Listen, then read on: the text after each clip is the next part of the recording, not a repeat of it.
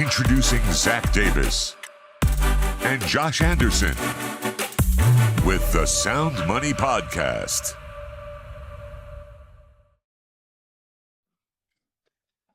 Hello and welcome to this week's episode of the SoundMoney Podcast. My name is Josh Anderson. Alongside me, Zach Davis. How are you, Zach? Good, Josh. How are you doing? Well, I'm good. Other than I got this cough, so on this whole podcast, just ignore me when I cough. It's gonna be stupid. It comes on. I'll get a choice. But we're super grateful for the opportunity to gather together today with some of our loyal followers around the world. We appreciate your time and your willingness to take a listen. Today is going to be a topic that's generated by you. It's gotten back to us through the channels that many of you have asked a sincere question in your entrepreneurial journey. And so we're going to tackle it a little bit today, at least how we look at it and how we try and work this problem. This is something that's universally typically challenging for a lot of people. But what I've found, Zach, is for entrepreneurs who are really successful, it's no challenge at all. And so, but for those that are trying to become a business owner or really pushing to grow a small business, you really got to get a hold of this one topic. And so for many of you who've asked for this topic, we're excited to share today a little bit about how we see time management from a business perspective, from an entrepreneurial perspective or a executive level position, how you use your time. And so, Zach, would it be fair to say that most people who are trying their first foray into an entrepreneurial venture, or maybe a little side hustle or a small business for the first time, that the managing of their time is extremely difficult? Is that a fair assessment? And why do you think that is?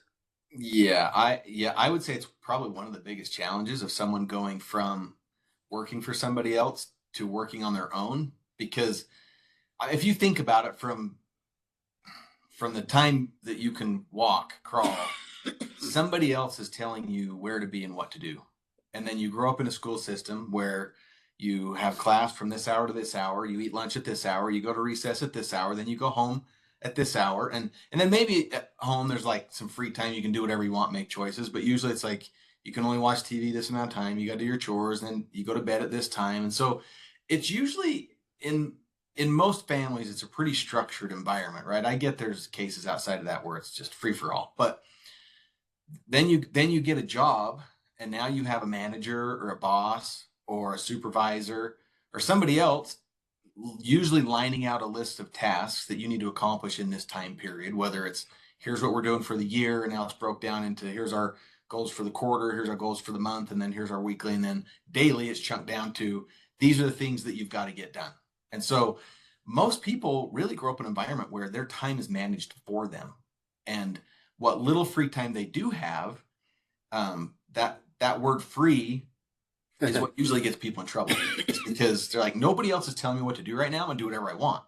And whatever I want usually translates into I'm going to catch up on my favorite episode of this show, or I'm going to go play around at golf, or I'm going to go do this, which none of those things are inherently bad unless they're stopping you from getting something else you want. So as you're transitioning from from being an employee into trying to be a business owner, you don't have anybody telling you every day what you have to do. It is totally dependent upon you. And if you don't show up at a sales call, or if you don't show up on a Zoom meeting, or you don't go get parts, or you don't, whatever your tasks are for the day, usually nobody's calling to yell at you and say you didn't get your job done. There's no threat of pink slips. There's really no threat of getting fired, right? The threat of going under and losing business is something that you've never done before. So you have no idea. There's no fear really behind that. So most people that grow up in a structured environment really have a hard time managing that because they've never had to before. Somebody else has done it for them. And I would 100% agree with everything you said there. It is the greatest challenge. And most people are conditioned through life to get themselves in that situation. And what I've noticed, right, is my most successful business partners and my most successful people that I do business with around the world, they actually thrive when no one tells them what to do. Like the most productive for them in the world is having no structure, but actually filling that time with the most valuable most important tasks of the day. We're also programmed, Zach. I think you're talking about programming, but we're also programmed in a really bad way to check these phones. Pre 2008, it was a lot easier, right, for people. I watched a lot of people get bogged down by their phone. Their phone dings, right? And they have to see it. They have to see who texted them, what email just came in, what notification just came on Instagram. And I've noticed that the most successful people that I know don't care about their phone, right? They're able to put their phone away when they're working on a project or working on something and not see it for 8 hours. Like, it just avoid it, because it also has programmed people that when it dings, to stop whatever task I'm doing and look at it, which is a distraction, right? And now time gets eaten up, right? It gets diverted. And maybe you're on a path at that very moment to critically breaking through on either a challenge you're working on or an actual task that just has to get done in business. Zach, you could say, you know this about me, when I love starting new businesses. I love the beginning of new businesses. But that's also when you have no help on the businesses. It's all you, right? It's you and a couple partners sometimes, and you have to do all the tasks. But one of the things I absolutely hate on the planet Earth is paperwork, right? Like, if you can't see you can see some of my desk over here, right? Like, I hate paperwork so bad, but it has to be done. In a new startup, there's no one else to do it, right? And what I've found in that is, if it's the time that I've allotted to get that done, I can't listen to the ding of the cell phone, or it never gets done, right? And so we're programmed not only through, as you said, education and school and life and family, but the technology of the day is programming us to not be very efficient with our time. But we want to talk today about, like, what does it really look like to be efficient with your time?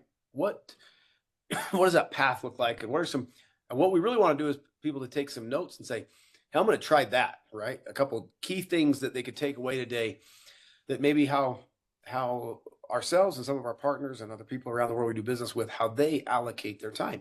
And then maybe they can try some of it and see. So, Zach, I'm going to pick on you first, and then I'll share some thoughts. What are some of the most important times of the day for you? And what do you fill those most important times with? What does that look like for Zach Davis? That is a really good question, especially in my life right now, as busy as it is. There are certain times of the day that I do protect, which one of them, right, is I try to protect family time, which is probably one of my most important times right now, trying to figure that out in my life. But usually morning is when my thoughts have been all night. Either I've been up all night thinking about things, but morning is usually when I try to get the most important things for the day done that I have to get done. And that is the time, whether it's emails, phone calls, text messages, and, morning might be different based off of what we've been doing and when people are up and moving. But morning is probably the time for me that's when I get most of my stuff done. I would agree, and I realize, like, I'm talking to an audience that not everybody's the same, right? So this may or may not fit in your category, but it still can be adjusted. I'm a morning person. It's not like I grew up wanting to be one. I just am one, right? I get up really early, not intentionally, but I probably, Zach, haven't slept till 6 o'clock in 25 years. Now that sounds awful to some people, right? But it sounds awful to me. Yeah, I know it sounds awful to you, but I'm not that. You're not that early, but you're not very far behind that. But my point is, right, it's not, if you're a morning person and you don't use the morning hours effectively, it doesn't matter, right? So for me, I use mornings as thought. Like, for me, mornings are intentional times to think. And I have intentional places throughout my life.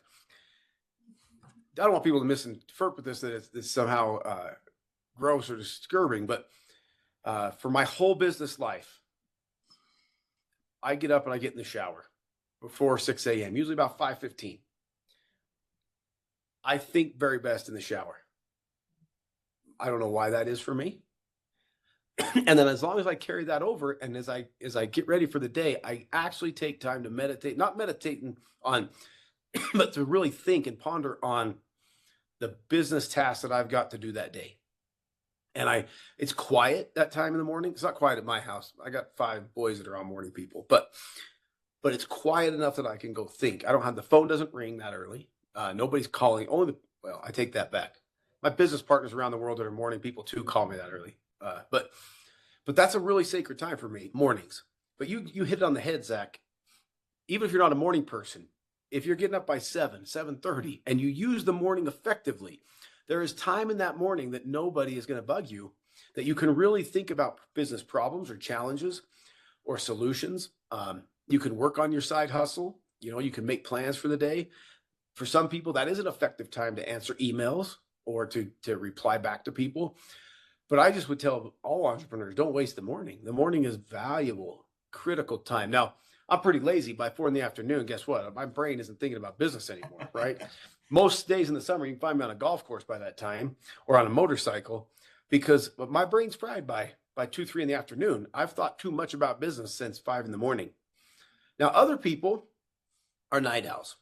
Yeah, and I was actually gonna to point that out, Josh, because we're a little bit different in the fact that in the morning is when I try to get the thing done that I have to do the day, so the day doesn't get away from me, right? But I actually I don't sleep very good. Like, I can't count in the last 20 years when I've actually got a full night's sleep, right? So I'm just tired all the time. But nighttime is actually when I do what you do in the morning. Yes. That's when my mind really perks up. In the evening, I'm thinking about different business ideas. Okay, what's going to happen for tomorrow? Planning out what have I got to do. But part of it is because my house does not shut down until midnight, 1 o'clock sometimes. Like, my wife is a late person. My kids are all love to be up late. And so I have had to shift that in my married life to go, okay, this house isn't shutting down. I can't go to bed anyway. So this is when I'm going to do my thing, right? Is when all this chaos is happening. So, but the point is the same. There's a certain time that's like the time to protect. And the real key there, right, is whether you're a night owl or you're a morning person, doesn't matter. It's use that time sacred, right? Hold it. Don't use it to watch Netflix, right? Like, time to watch Netflix for the TV is when you're trying to shut off your brain, right? And by the way, I'm a person, Zach, the audience needs to know that, because somebody might be the same. I also can't go to sleep at night. I go to bed pretty early, 10:30, I'm asleep. But I have to watch TV for a half hour. And this is really funny how this works, right? Which also tells you how bad TV is. The only way I can turn my business brain off is to numb it with something on a television for 30 minutes. That can turn my brain off. Otherwise, I'll just lay there and I'll think about all the things that I got to do and how we can do it or how we maybe can do it. But the way that turns off my brain is to turn on it. It could be a news program, it could be a sitcom, it can be sports, but I gotta watch 30 minutes of something to turn my brain off, which tells me that stuff is bad news, right? Like, if I was to do it at 6 a.m. when I wake up and I'm come out of thinking in the morning, I turn the TV on, guess what? I just killed all creativity for the day. Yep. So, I'd also say this. Oh, go ahead. Well, I'd say, and that the structure is important. I don't do this as good as I used to do, but there was a period in my life when things weren't quite as chaotic, and I probably need to double down and get back to this. But in the morning for you, because we've traveled the world together, and been in lots of hotel rooms together. First thing, you're up looking at spreadsheets, reading books, whatever, right? If I get up and I try to read something, I fall back to sleep. Mm-hmm. So for me, I have to, and I learned this about myself several years ago, that the first thing I do when I get up is I go exercise. Mm-hmm. Because if I try to read something, I'll fall back. I have to get my body going, right? And then I can go back. So I would get up 5 o'clock, go exercise for a half hour, 45 minutes, an hour, whatever it was. Then I would come in 30 minutes. I would, I used to keep I gotta go back to my schedule. I used to keep, I'd write my journal, read some spiritual books or personal development book, whatever I'm working on. And then it's like, okay, rest of the day. But that time, nothing got in the way of that time. That was the schedule, right? And but I would go to sleep if I got up and immediately started looking at spreadsheets, and I have to go physically do something. And the reason we're sharing this today, right, is you're going to fall in one of the two categories. You're going to be Zach, or you're going to be me, right? Like you're going to naturally, you have things in your life, right? And the point is there are solutions if it's used wisely. But if it's not used wisely, right? Like for me, like I just said, if I was to watch TV in the morning, there will be no productivity. But at the same token, if I was to try and look at spreadsheets and data at 9 o'clock at night, I will not be the same, right? I won't be able to handle it, right? I can comprehend it and focus on it. See, I said we don't check our phone, but I've been waiting for this text all day, so I had to really quick get that back out. But here's the thing, Zach. I've also noticed something else, right? That in my life that's been really helpful around managing time. We also have unique time. You know, for some of you, for me, I live in the country. So I have significant drive time pretty much every day that I have to take care of, right? Just to come to my office and your office, Zach, it's at least 20 minutes for me. If I got to go to some of our other business offices, they're 45 minutes. I learned a long time ago that for me, the time in the truck is really important. If you're an entrepreneur, you're trying to start a business, or you're running a business, or you got a side hustle, I promise you, you have several phone calls that you need to get back all the time, right? Like at any given moment, right? Right now there's 19 people I got to call back, right? For the day. I personally use that time, right? To make business phone calls back when I'm in the truck. If I have no business phone calls to make, I also use that time to try and be impressed or to learn about a business or field that we're in, right? So if I seek out really good, highly educated people in whatever field that we're doing business, and if I don't have a phone call I have to return, I use that time to listen to other people talk about our industries that we're in, because it inevitably sparks thought. I used to not do that, Zach. When I was a young entrepreneur, I thought that my drive back then, I had a drive of about 40 minutes a day as well. And I actually thought that time was my time. And I would listen to sports radio, and I liked the numbness of it, right? I liked the turn your brain off numbness of it. But when I was doing that one day, I realized, man, I'm wasting an hour and a half a day. That how much more effective can I? And I got to tell you, some of the early impressions that I had when I quit doing that are some of our businesses today that we make really big money on, and we do and employ thousands of people around the world and lots of things, because the impressions came by changing that time from a numb time to a non-productive time to a highly productive thought process time. Do you have anything like that in your life, Zach, as well, that where you use time differently?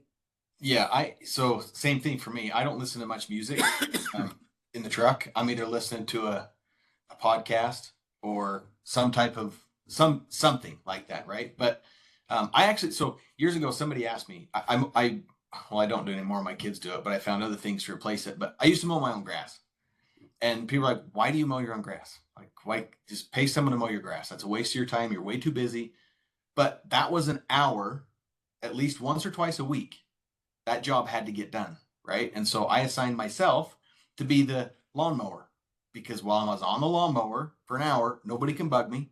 I can't hear anybody. My phone's put away, and I would do the same thing. I would either be thinking about the different businesses and things going on, trying to formulate different ideas, or I'd be thinking about problems that we're trying to solve, or I'd have earphones in my ears, listen to some podcast. But that was like a protected time for me, that I am going to mow the grass because it has to get done.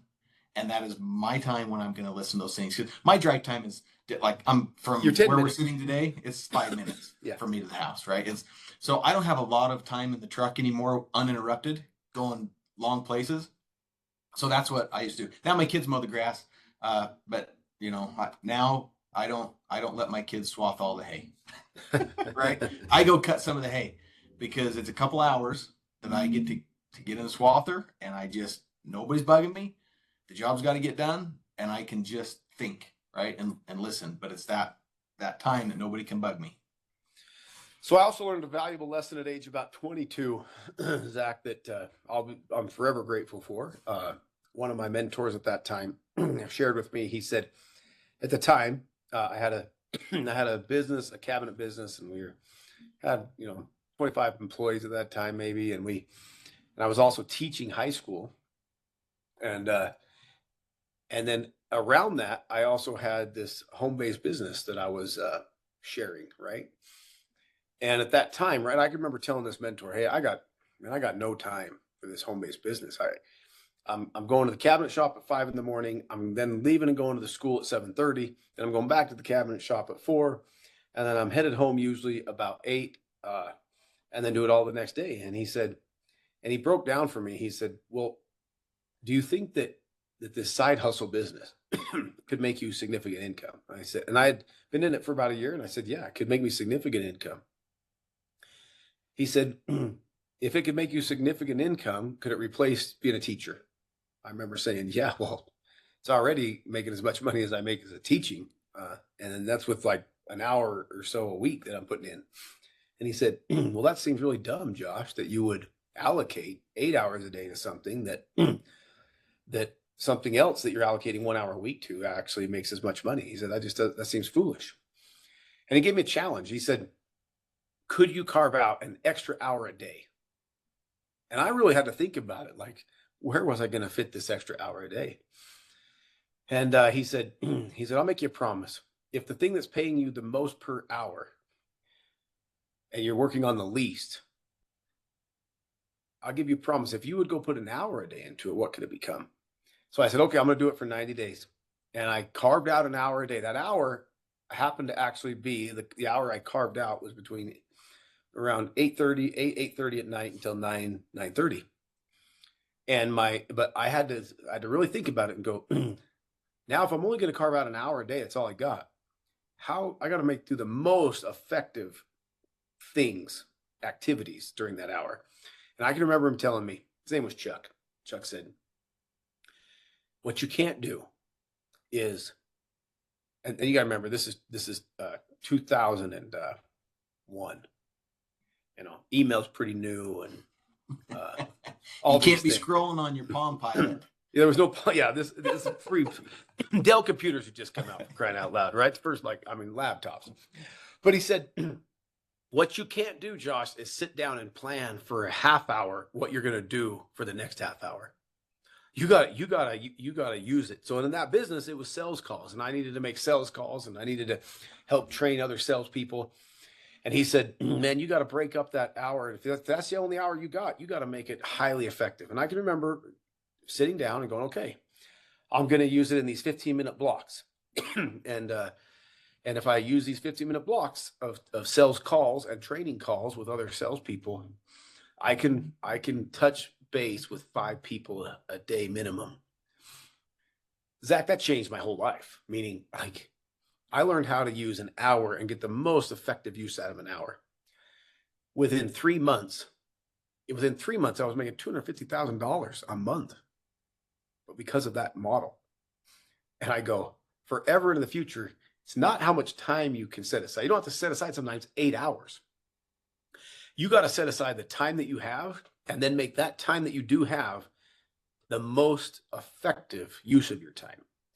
And that's more important than ever now with the advent of emails, text, cell phones, YouTube, TikTok, you name it, right? When we set aside time for business, we do the most effective things. It's no different today, right? Like I watch you, right? We're extremely busy. I don't even know. I had somebody ask me this weekend. I was in a church setting this weekend, and they asked me somebody said to me in front of everyone, like, what do you do for a living? I can't even tell you what I do for a living, right? I didn't even answer that. The answer is always the same. I'm a bum.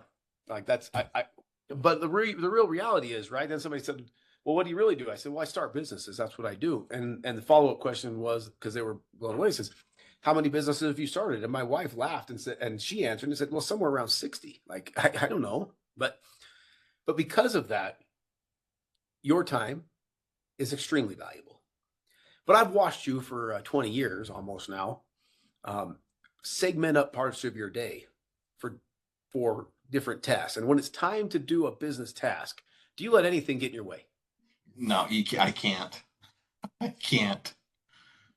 Like that's got to get done. I don't have time to circle back to it because something else is going to pile up, right? And then you're running in emergency mode. And when it's time to focus on it, it's time to focus on it. That's the one thing. If I could ever tell somebody, people always also ask this question: do you think it is of value to get a college degree, a bachelor's degree? Okay, and I tell people that this is my honest answer about it. I don't think the piece of paper really is that damn important. But the one lesson it's going to teach you there's two lessons, but both these lessons are invaluable. Number one, you're going to be given deadlines. And you have to meet those deadlines. And most of the time, you have to figure out where to fit it into your schedule. They don't tell you, hey, from 9 to 11 tonight, you're going to do this project. They give you the project and it's due at midnight. And you dang well better get it done. It's up to you to decide inside your schedule where you're going to carve out the time and you're going to get it accomplished. That is the life of an entrepreneur. So that part of college is invaluable to me.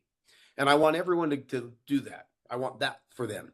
And the second is college teaches you how to teach yourself, how to learn on your own, right? Many times in college, you get an assignment, you get a project, and you get no direction.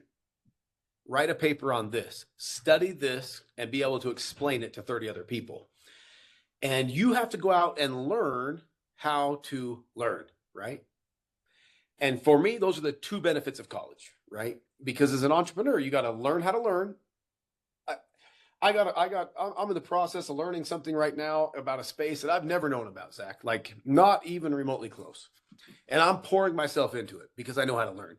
I know how to teach myself. But as an entrepreneur, that's one thing. But the second is you gotta have deadlines for yourself. Nobody's gonna give you the deadlines. You gotta put deadlines on yourself, and then you gotta carve out the time to make those deadlines a reality. And that's the difference between success and failure in business almost every time. Thoughts around that? Yeah, I agree. I think, and you cannot convince yourself that being busy is using time effectively, right? In this whole process of what you're talking about with dedicating that time, you have to do the things that actually move the needle in your business. There are a lot of things that you could do that don't make you any money. And I've watched lots of people, and I've fallen into this trap on occasion myself. And most of the time it's based around fear, by the way. There's something you're scared to go do that you know you need to go do that will actually make you the most money, but it's easy to go do these other things. And so you're like, you know what? My office is dirty. It needs cleaned today. So I'm going to clean the office because I have time, right? Well, it's like, well, no. Why are you cleaning your office when you should be talking to a customer or you should be solving this problem? So it's also identifying in this sacred time you're talking about and not selling yourself on the idea that you're actually working when you're just busy. That's not always productive, right? So it's you have to make these deadlines and say, this is what I'm going to do, but this is the task. And I'm not going to go do these things that are easy. I'm going to do this thing that makes me money. Because believe me, there are a ton of things in business that do not make you money that need to be done that you don't have to do during your most effective times, right? And learning how to let other people do those sort of things as well. I mean, it's like you can pay other people to do things. You can't be afraid to do that. Yeah, and got to be careful. I don't want anybody to get upset in the world, but you and I recently have gone. You and I have gone through an experience with one of one of our employees in a business, kind of contrasting two things. One, we have this employee who's been great, right? And this it's in a secondary small business we have. It's a really small thing we do, but in that, right, we have this lady who's filled her time with these kind of activities, right? Really, really simple activities, right? The planning of the day, the scheduling of an employee, the just really the mundane tasks, right? Things that are minutia that you could I guess say delegate, right, to other people. But the larger tasks of the day sometimes fall on the wayside. And that's a really dangerous thing, right? When the largest tasks of the day fall by the wayside because they're hard or they're difficult or they're challenging, but we accomplish all of the really simple things for the day. When you do that for a period of time, a business will slip into a neglectful state that then other problems happen that are just really magnified, right? It's like a boulder rolling down a mountain, just gain speed until it crashes into the bottom, right? And on the flip side, we have a new gentleman that's been working for us in our robotics stuff, and it's been really fun, right? Like I recently thought about this principle that if you have a cork, Zach, you got a cork, and if you put a cork in water, right, it bobs along, right? Whether it's a bobber if you're fishing or a piece of cork, out of a bottle. But if it's set in water, it just bounces along, right? And it's amazing. Sometimes you can add more weight to a cork and it won't ever go completely under the water. A good cork will continue to bounce higher as it comes up a wave, it'll bounce higher. And then it'll sink a little, but as it comes back up a new wave, it'll bounce higher. Like it makes momentum, right? Up and down momentum, and it pushes up. And what's really fun is when you can take challenges, the difficult tasks, and you put them on someone, and they act like a cork. It pushes up harder, right? They figure out, hey, this is the more I'm asked to do, the more I can do. Versus sometimes, like you run into this, and if you're one of these people, it's okay, but you got to recognize it. If your employer or in your own small business, if you're heaping on more challenges and more tasks and more difficulty, and you're sinking, you got to fix that. You got to find great pleasure in the buoyancy, in pushing up, right? In raising to the occasion and not falling into the minutia. And so I know we got thousands of people, Zach, that listen every day that are really like, they dramatically want to improve their situation.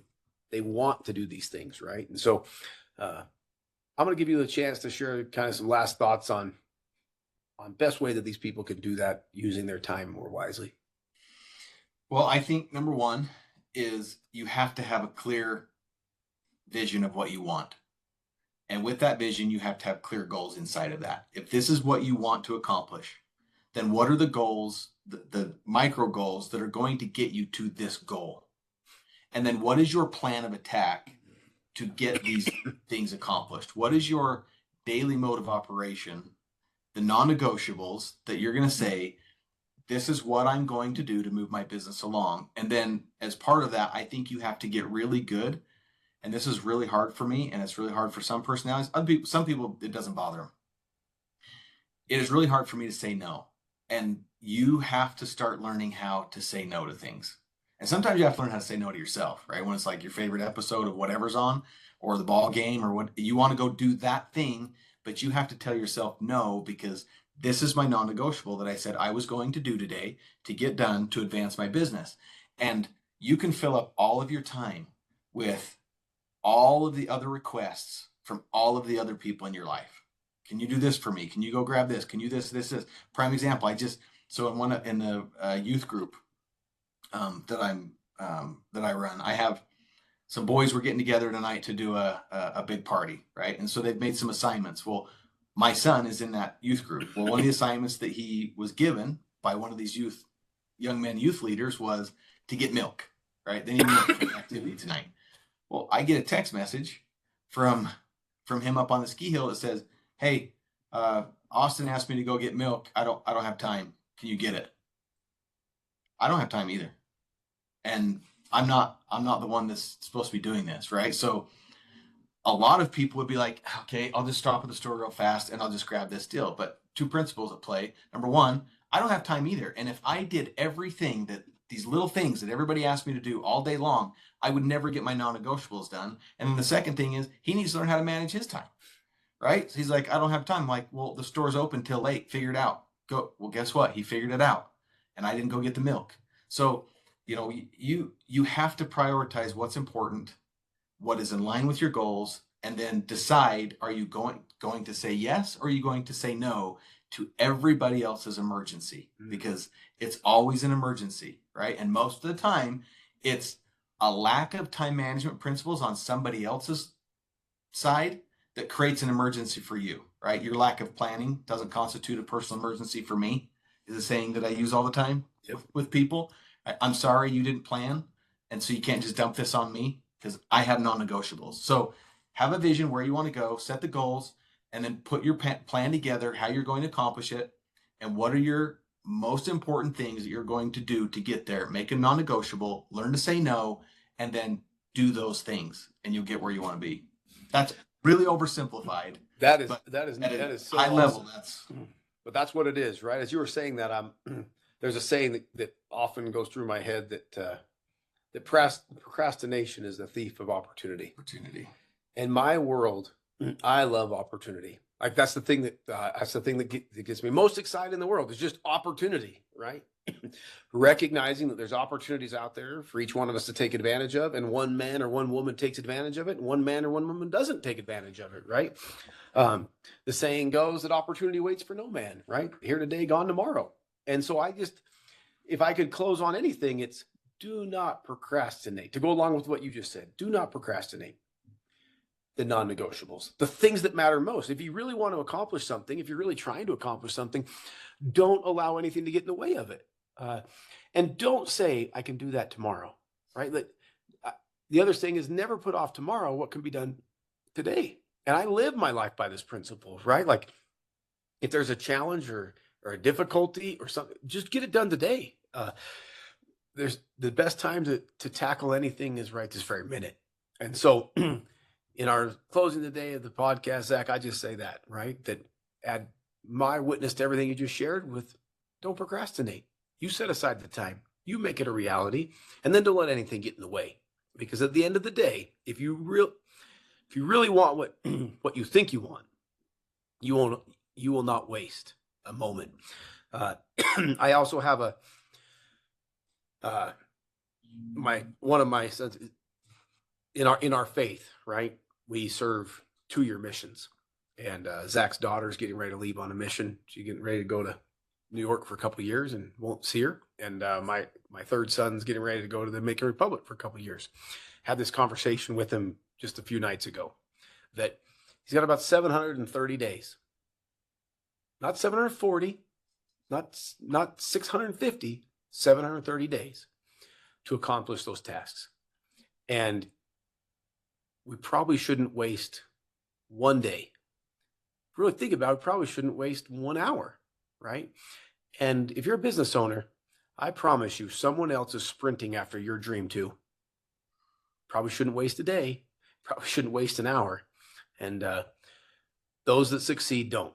That's just the reality. And so, Zach, I appreciate the time today. It's been fun to be with you. And thanks for the listeners for putting out this question, how to better manage my time in my small business. And we appreciate you guys asking the question, and we appreciate the opportunity to share some of the answers with you. And so until next time, Josh Anderson, Zach Davis, Sound Money Podcast, Sound Money, Sound Principles. You guys have a great week. Thanks. You guys are awesome. Thanks for tuning in. We'll see you next time.